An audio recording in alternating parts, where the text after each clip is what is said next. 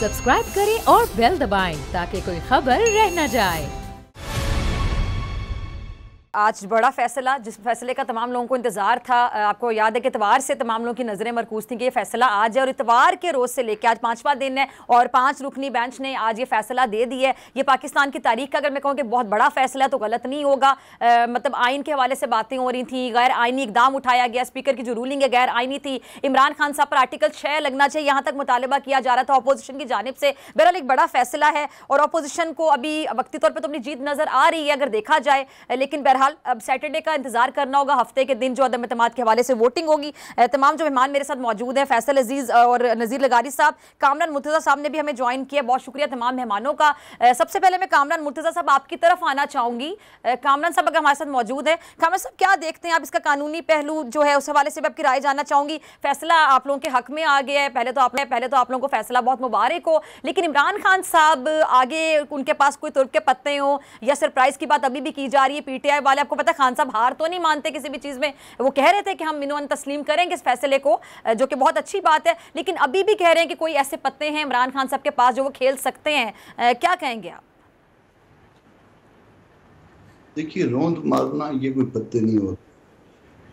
आप sportsman spirit के साथ खेलिए, उसमें आदमी हारता भी है जीतता भी है। मुमकिन है आप बहुत अच्छे प्रोग्राम अपने दिल में, अपने पास, अपनी पार्टी में रखते हो और आपने इसी सिस्टम के अंदर चलना है। हमारा जमहूरी पार्लियामानी निज़ाम है, हमारे पास यही सब कुछ है और इसी सब कुछ को लेके जो है वो हमने साबित करना है कि ये कौन सी पार्टी आवाम की खिदमत कर सकती है, कौन सी पार्टी आवाम के लिए बेहतर है।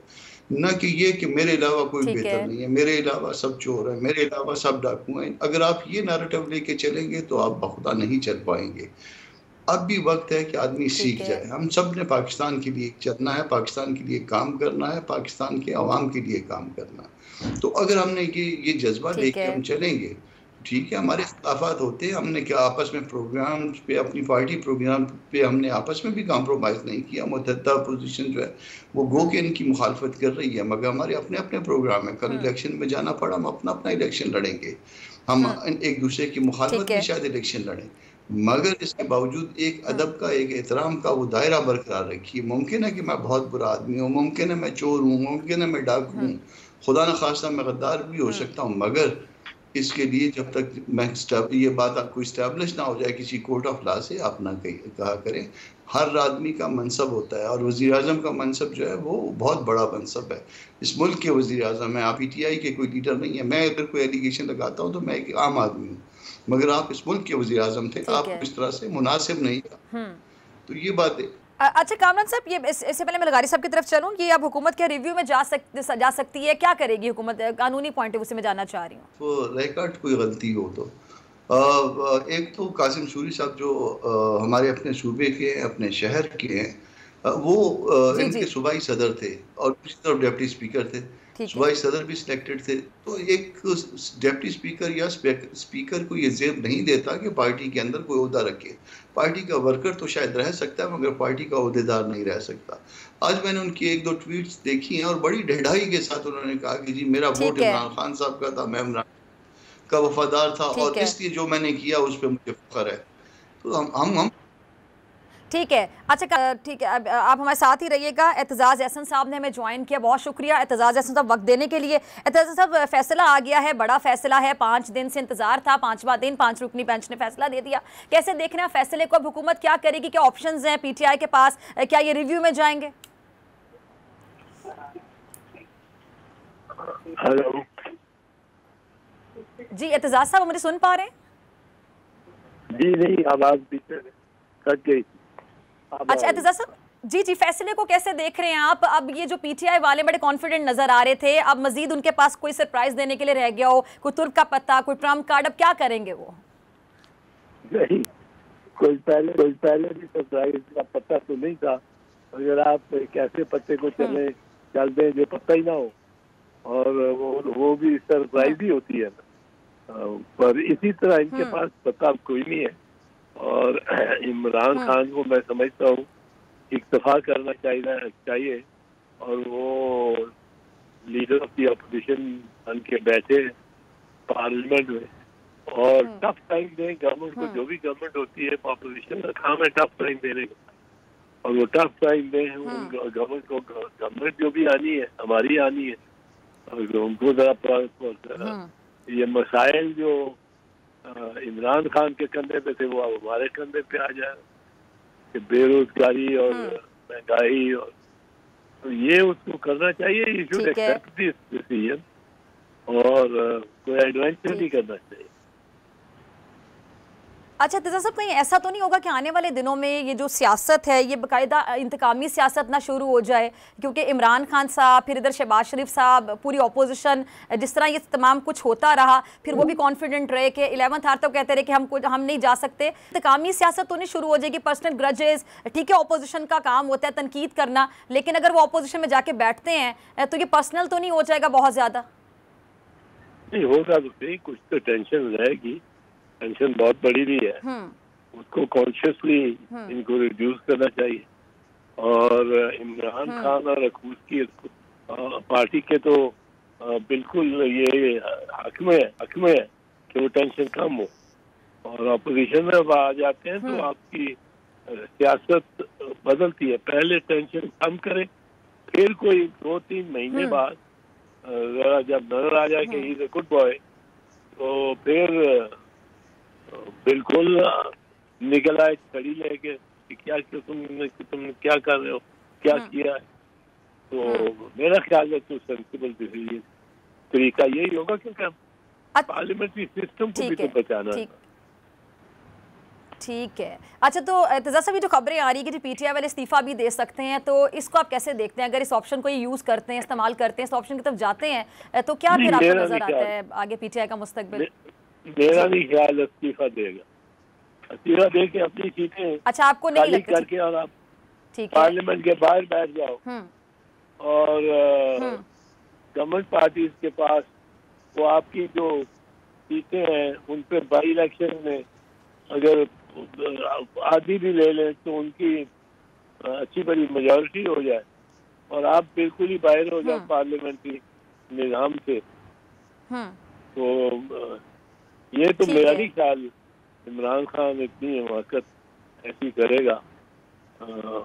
और वो बल्कि पार्लियामेंट में बैठ के अगले 6 महीने साल इस पार्लियामेंट का रह गया है, वो गवर्नमेंट का मुतसब बने, और ये उसका हक है, उसे बनना चाहिए। तो मेरा ख्याल है कि पार्लियामेंट को टर्म इसी तरह कंप्लीट करनी चाहिए। सही।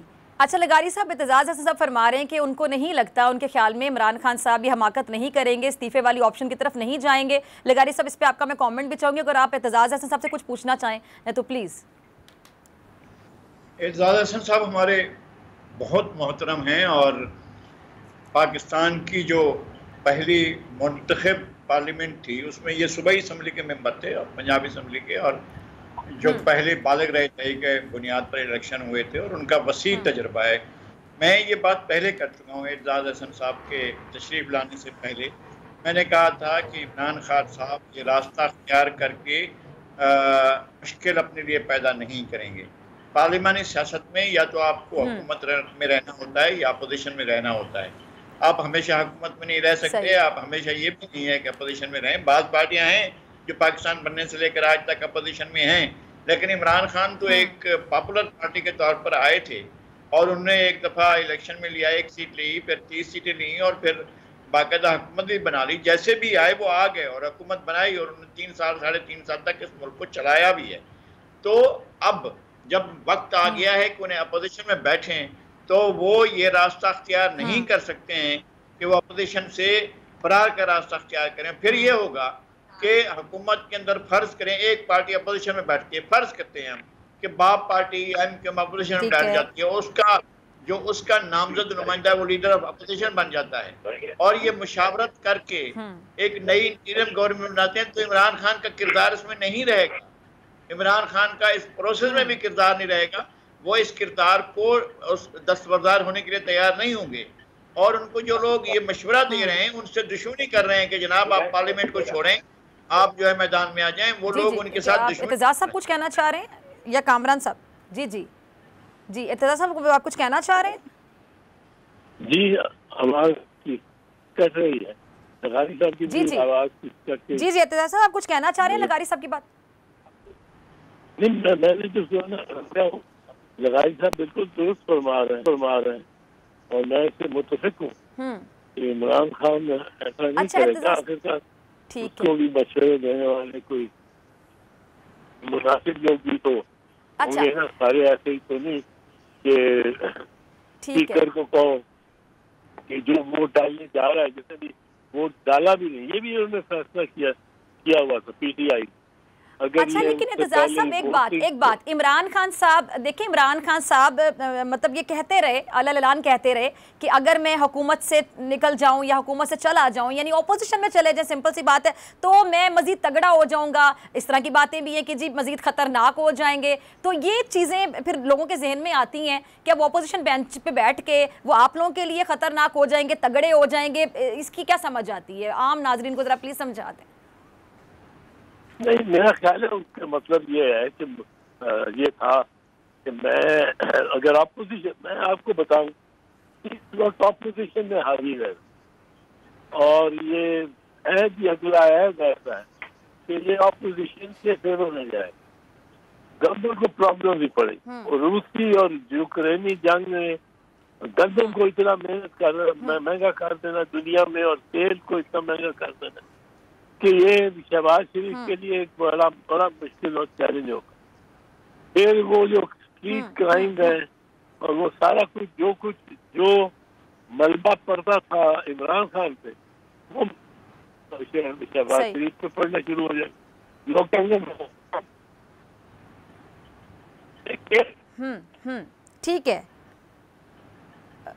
ठीक है एतजाज साहब। अमीर अब्बास ने भी हमें ज्वाइन किया। अमीर अब्बास, मैं आपकी तरफ आना चाहूंगी। जी, आप एतजाज हसन साहब को भी सुन रहे थे, लगारी साहब भी हमारे साथ मौजूद है। अमीर अब्बास, कैसे देख रहे हैं इस बड़े फैसले को आप? देखिए जी, बहुत बड़ा फैसला है और फिजा आप याद रखिएगा कि ये फैसला पाकिस्तान की जो मुतालिया पाकिस्तान है, तारीख़ पाकिस्तान है, इंसाइक्लोपीडिया है, ये फैसला अब हर जगह पे लिखा जाएगा।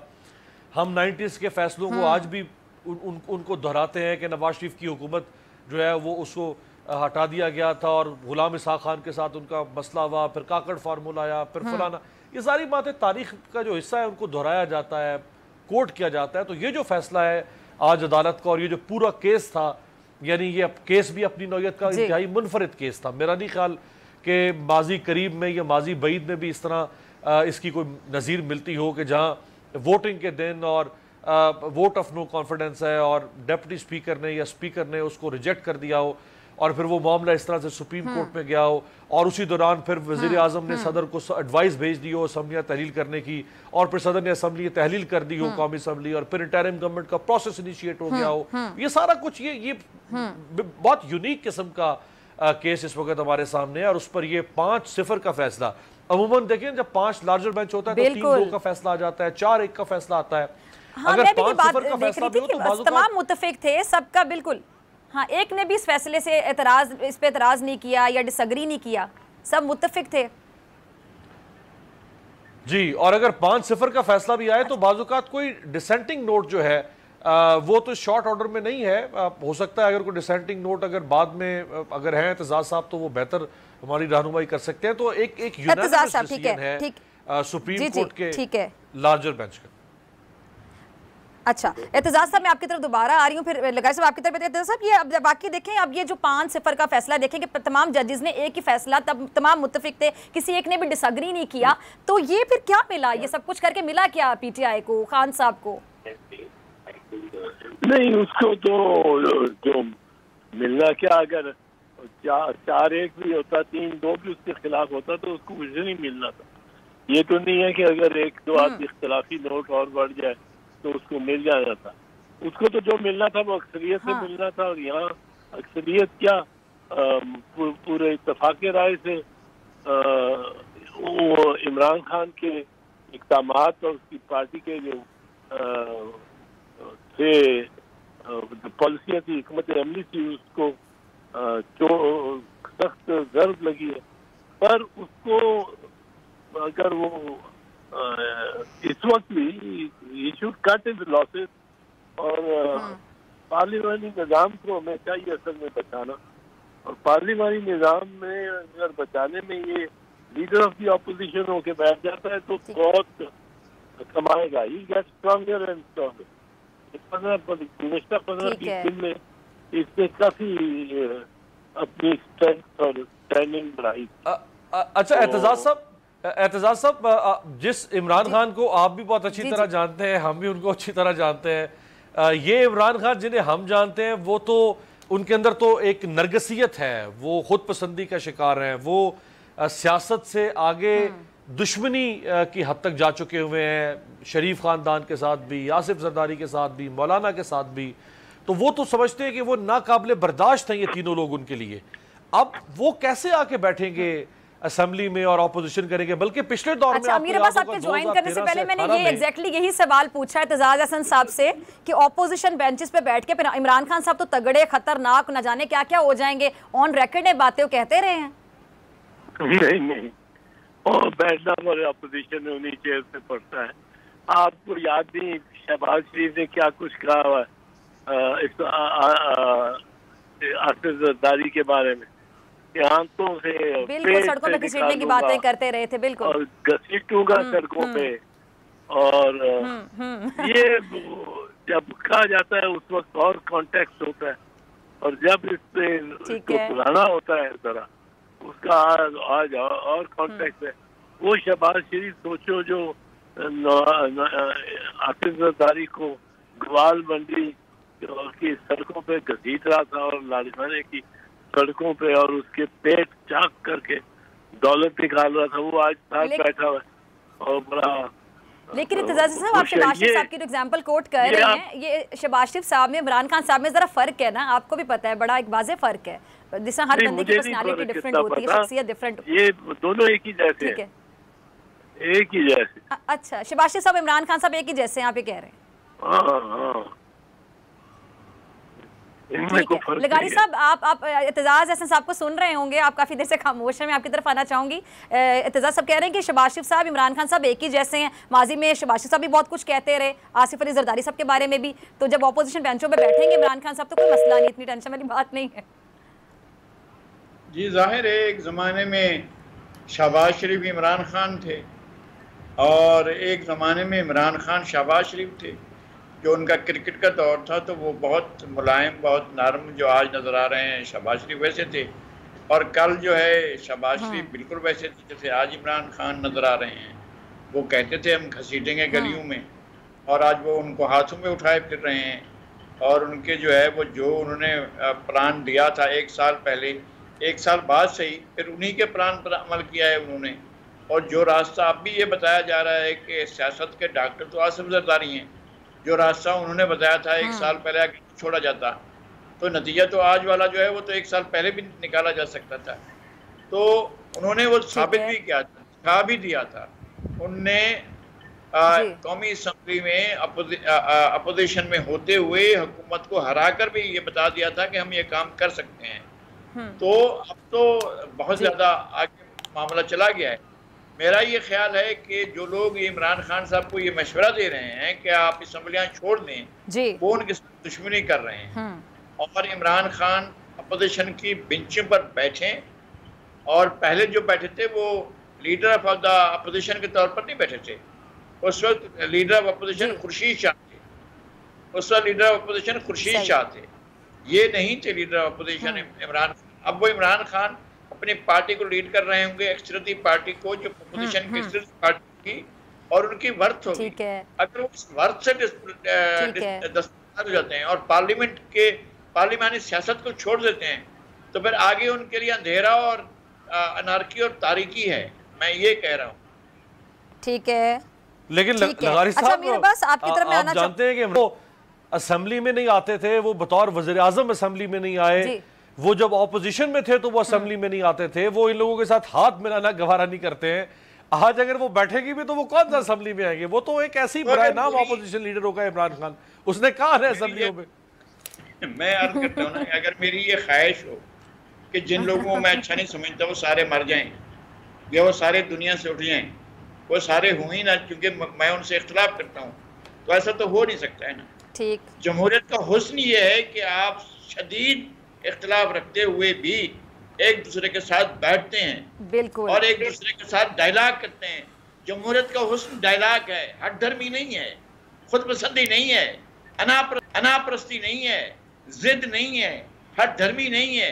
जमहूरियत ने पूरे प्रोसेस के अंदर तो यानी लगारी साहब यानी आपकी बातों से मैं ये कंक्लूड कर सकती हूँ कि हमारे सियासतदानों को, मैं किसी का मतलब एक का नाम नहीं लेना चाहूंगी, इनको बाकायदा ट्रेनिंग की जरूरत है, इनको पता होना चाहिए कि जमहूरियत का हुस्न क्या है और कैसे चलना है। नहीं, मेरे ख्याल में हमारे पार्लियामेंट के लोगों को इसका एहसास है। मैं कोई बुकरात नहीं हूँ, मैं बड़ा कोई सोचने वाला नहीं हूँ। मैं तो एक आम आदमी के तौर पर भी कह रहा हूँ कि सियासत में सबसे बड़ा मसला तो ये होता है ना कि टॉलरेंस होती है। मैं ये कह रहा हूं कि अगर कौमी इश्यूज हैं तो आप टॉलरेंस ना करें। अगर आपको अपोजिशन करनी है तो अपोजिशन करें। ये क्या तरीका है कि मैं ना खेलूंगा, अगर मुझे ठीक है, अगर मैंने ही बैटिंग करनी है तो मैं नहीं बैटिंग करनी है, किसी और को आना ही नहीं है। और वो जो है कोई अगर और आता है जो जीतने के लिए आ रहा है वो आए ही ना, सिरे से मैदान में ना आए, ये नहीं हो सकता है। आपने मैच खेले, आपने मैच जीते, आपने मैच हारे, अब आप मैच जीते, आपने फिर हारा है तो आपको उसका भी अपने आप को कबूल करते हुए आगे बढ़ना चाहिए। मैं फिर स्पोर्ट्समैनशिप स्पिरिट दिखानी चाहिए। हाँ, मैं यही अर्ज कर रहा हूँ। मैं ये कहता हूँ कि जो इस तरह के जज्बाती मशवरे उनको दे रहे हैं, जो भी दोस्त हैं उनकी पार्टी के अंदर, वो उनको गलत रास्ता बता रहे हैं।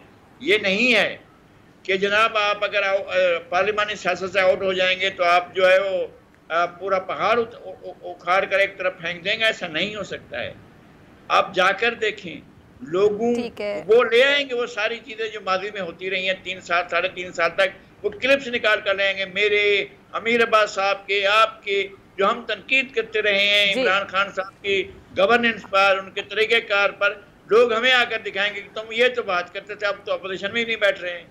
तो मेरे ख्याल है कि उन्हें अपोजिशन में बैठना चाहिए, इसका भी तजर्बा होना चाहिए उनको। अब और कौन कब सीखेंगे? देखें, वो उम्र के इस हिस्से में है, अल्लाह उन्हें और ज़िंदगी दे और तवानाई दे और सेहत दे और वो इस मैदान में रहें, सियासत करें और वो फिर हुकूमत में आए। एक तजर्बा कर लें अपोजिशन का, फिर आए हुकूमत में और ज़्यादा तवाना होकर आए और समझ के साथ आए कि इस तरह से सियासत की जाती है तो ज़्यादा बेहतर होगा।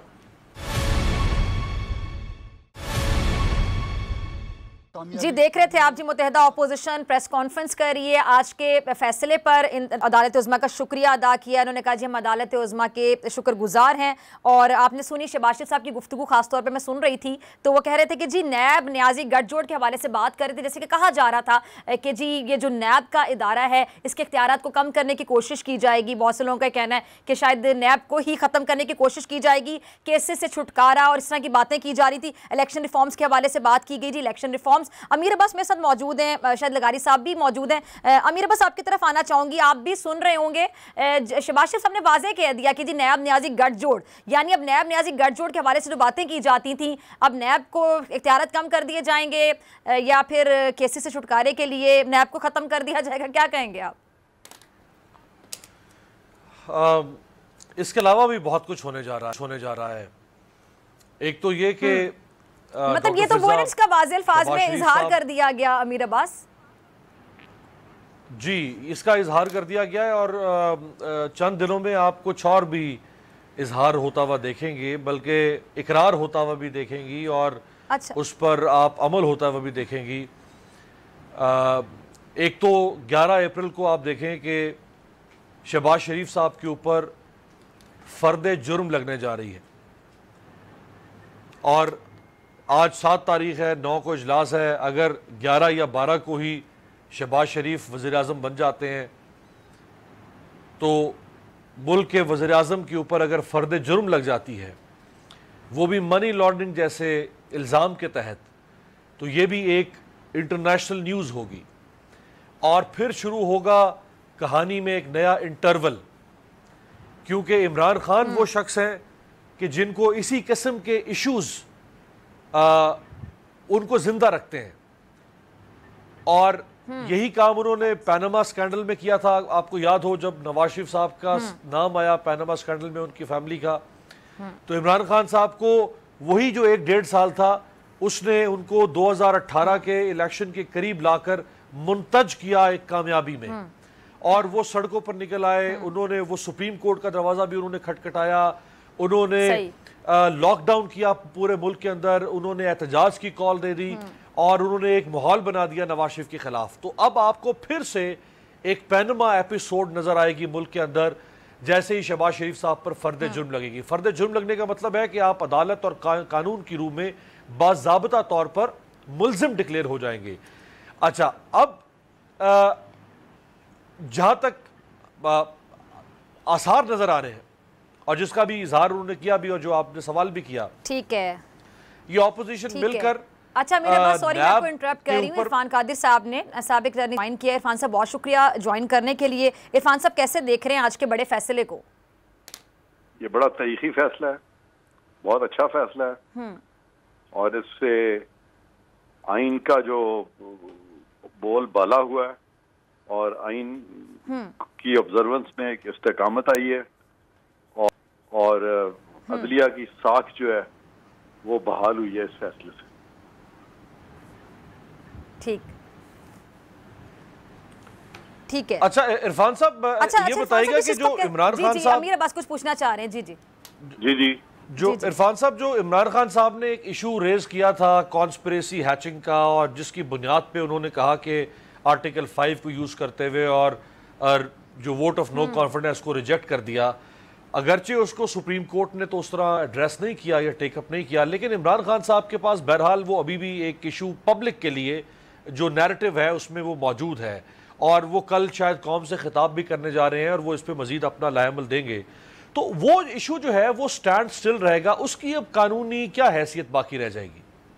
उसकी कोई हैसियत नहीं है। उसका सिर्फ ये है कि अगर वाकई इनके पास कोई इस तरह के एविडेंसेस हैं जिससे कि मुल्क की सालमियत को खतरा है तो बिल्कुल वो लेके आए। लेकिन ये कि अगर पाकिस्तान में किसी की राय ये हो जाए कि भाई बजाय हमारा झुकाव जो है किसी एक मुल्क के साथ हो, हमें चाहिए कि हम अपने रवाबत उन ममालिक के साथ रखें जिनसे कि हमारे दरीना ताल्लुकात हैं, तो इसमें एक डिफरेंस ऑफ ओपिनियन पे तो मुल्क की सालमियत को खतरा नहीं होता ना जी। तो इस वक्त तो यही नजर आ रहा है कि इमरान खान साहब चंद मखसूस मुल्कों की तरफ झुकाव कर रहे थे और जबकि बहुत सारे लोगों का ख्याल था कि नहीं, ऐसा नहीं है, क्योंकि पाकिस्तान के जो ताल्लुकात हैं ऑब्वियसली अमेरिका के खास तौर पर तो बड़े दरीना हमारे ताल्लुकात हैं। यहाँ से लोग जब पढ़ने जाते हैं या बहुत सारे लोग जब पाकिस्तान से कि बाहर नौकरियां करते हैं या नकल मकानी भी करते हैं, ओवरसीज पाकिस्तानी बहुत सारे जी, तो वो अमेरिका जाते हैं, रूस तो नहीं हो जाते। तो ये इतने सालों से ये जो एक राब्ता कायम हुआ है कुछ मुल्कों से, जिसमें मिडिल ईस्टर्न कंट्रीज भी आते हैं, जिसमें यूरोप के कुछ मुल्क आते हैं, उसमें इंग्लिस्तान आता है, उसमें नॉर्वे आता है, तो उसमें क्या बुरी बात है? उसमें क्या आप कहेंगे कि ये मुल्की सालमियत को खतरा हो गया? तो मैं नहीं समझता कि ये जो बयानियां हैं इससे इनको कोई इलेक्शन में फायदा होगा। ऑलरेडी इन्होंने कौम के 3 साल ये एहतसाब के बयानिए के नीचे जाया किए हैं। अब ये इस पे अगर अपनी कैंपेन चलाना चाहते हैं तो मेरा ख्याल है इनको चाहिए कि अगर कैंपेन चलानी है तो उन इश्यूज पे चलाएं जो पाकिस्तान को कंसर्न करते हैं। इकोनॉमी का इशू टेकअप करें, हेल्थ का इशू टेकअप करें, मुल्की मईशत के इशूज पे बात करें।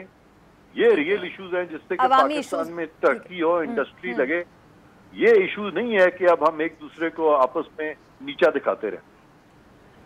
अच्छा इरफान साहब, फवाद चौधरी साहब को सुनते रहे होंगे आप, तमाम ये जो लोग हैं बड़े कॉन्फिडेंट नजर आते थे इस फैसले से। कुछ घंटे पहले तक कहते थे जी स्पीकर की रूलिंग तो चैलेंज हो ही नहीं सकती, ये हो ही नहीं सकता। अब इस तरह के लोग और भी मशवरे देंगे खान साहब को? मेरा ख्याल है खान साहब को अब समझ आ जानी चाहिए कि ये जो नादान दोस्त होते हैं ये अक्लमंद दुश्मनों से भी ज्यादा खतरनाक होते हैं और वो चीज अब यहाँ हो गई है। तो अगर खान साहब वाकई इन लोगों के मशवरे पे चल रहे थे तो फिर उनको चाहिए कि अगर आने वाले दिनों में उन्होंने सियासत करनी है तो अपने मशीरान का जो इंतखाब है वो जरा बेहतर लोगों में से करें। ठीक है, ठीक है। अच्छा इरफान साहब, अगर अभी वज़ीर-ए-आज़म आपसे मशवरा लें, फॉर एग्जाम्पल वो आपको कॉल करें, अगर इरफान साहब, अगर खान साहब आपको भी कॉल करें अगले 10 मिनट में जी और कहें कि यार इरफान खान साहब ये सब ने मुझे मरवा दिया है, फंसा दिया है, यार मैं बिल्कुल जो है वो अब कुछ मेरे पास सेफ एग्जिट, ऑनरेबल एग्जिट नहीं है, तो मुझे बताएं कि अब मैं क्या करूं, हाँ। What next to do. तो क्या आपकी पीस ऑफ एडवाइस क्या आप क्या मशवरा देंगे इरफान साहब? मेरी एडवाइस यही होगी कि कौम के सामने आके तकरीर करें और कहें कि मुझे अंदाजा हो गया है, मुझसे बहुत बड़ी गलती हुई है और मैंने जो गलत चीजें की हैं और या मैं जो गलतियां सरजद हुई हैं, मैं कौम से उसकी माफी मांगता हूं। अच्छा इरफान साहब, कल कौम से खिताब करने जा रहे हैं इमरान खान साहब और ये काबीना का इजलास भी तलब कर लिया गया है, कल कौम से खिताब भी करेंगे। और उसके इरफान साहब, अगर आपने ऐसा मशवरा, अगर आपने ये मशवरा देना है खान साहब को, तो फिर वो आखिरी दफा ही कॉल करेंगे आपको, फिर कभी फोन नहीं करेंगे।